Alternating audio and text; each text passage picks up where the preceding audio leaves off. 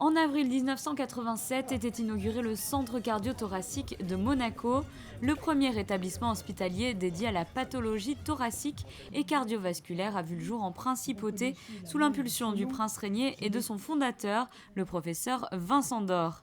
25 ans plus tard, ce centre a obtenu une renommée internationale et se devait d'améliorer ses espaces techniques pour répondre au mieux aux attentes des patients. Il est bien connu que tout hôpital dans le monde, après un quart de siècle, a besoin de revoir certains aménagements en raison de l'évolution des pathologies et des techniques.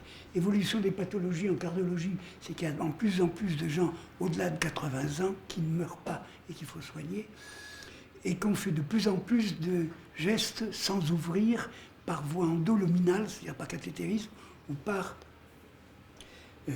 robot. Et d'autre part, ces malades sont plus lourds parce qu'on s'occupe de gens qui étaient avant inopérables.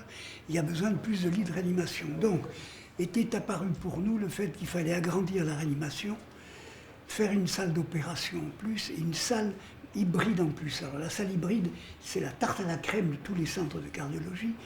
On vient de découvrir dans les années 2010-2015 que quand on explore quelqu'un et que ça va mal, il faudrait pouvoir, sans le déplacer, parce qu'il meurt pendant le déplacement, l'opérer. Donc c'est des salles où on peut à la fois faire la radiologie et la chirurgie. Il faut donc qu'il y ait tout.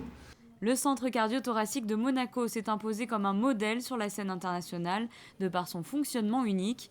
Tous les spécialistes de la pathologie cardiovasculaire et thoracique ont à disposition un même et seul plateau technique, un outil permettant de pratiquer des interventions nécessitant 5 services différents habituellement.